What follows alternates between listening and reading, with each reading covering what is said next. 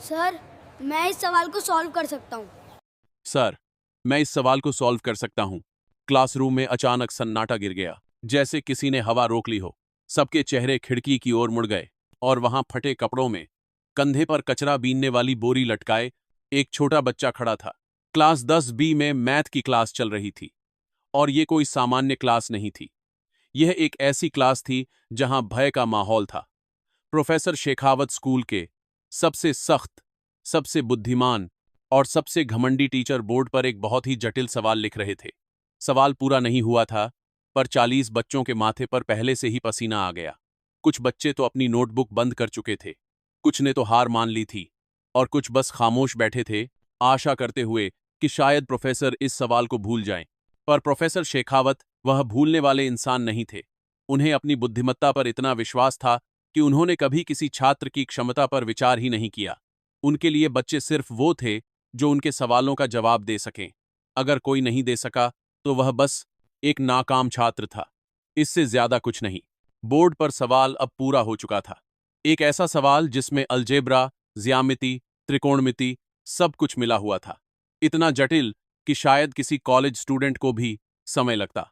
Professor ने चौक को board की धूल में झटका और फिर अपनी सारी महानता और अहंकार के साथ पूछा, कौन इस सवाल को सॉल्व करेगा? किसी में इतनी हिम्मत है, या सब बस अपनी किस्मत को दोष देना पसंद करते हो? बस यह सवाल। और क्लास में पूरी तरह चुप्पी छा गई। न कोई हाथ, न कोई आवाज, सिर्फ डर और असहायता, क्योंकि सब जानते थे कि यह सवाल कोई नहीं कर पाएगा, और जो नहीं कर पाएगा वह प्रोफेसर के सामने शर्मिंदा होगा, पूरी क्लास के सामने, और शायद अपने काम बिया ऐसा ऐसा माता पिता के सामने भी। प्रोफेसर ने एक बार फिर से सवाल देखा, फिर बस ये सो चुका है। ये कुछ बहुत सारे महीनों के लिए सो जाते हैं, लेकिन जब ये उठ जाते हैं तो ये तबाही मचाने लगते हैं, क्योंकि इनको उस राजा ने मार दिया था। इसलिए अब ये लोग इंसानों से नफरत करने लगे हैं।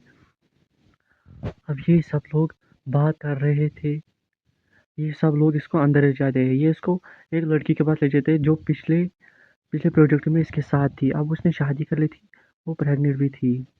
अब ये आदमी इसको वहाँ ले जाता है जहाँ पर इनकी इसकी सब एक किताबें थी, और वो आदेश भी राजा का था जिसमें उसने कहा था कि ट्रोल्स को मार दिया जाए। अब इसका दोस्त नोरा को बताता है कि यूरोप में अभी भी ट्रोल हो सकते हैं, वो पहाड़ों में छुपे होंगे। अब हम उनको ढूंढ लेंगे। अब ट्रोल बताती है उनको कि मैं टॉयलेट जा रही हूँ, बल्कि वो टॉयलेट नहीं जा रही थी।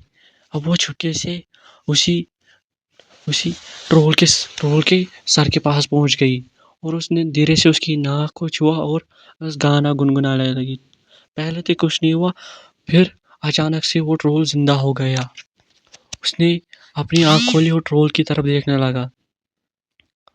सब लोग घबराए हुए थे, सब लोग ने कहा यूवी लाइट छोड़ दो, लेकिन उसकी मैनेजर जो थी उसने यूवी लाइट पर काफी डाल दी ताकि ये लोग यूवी लाइट शुरू ना कर पाए, ताकि इसको बचाया जा सके।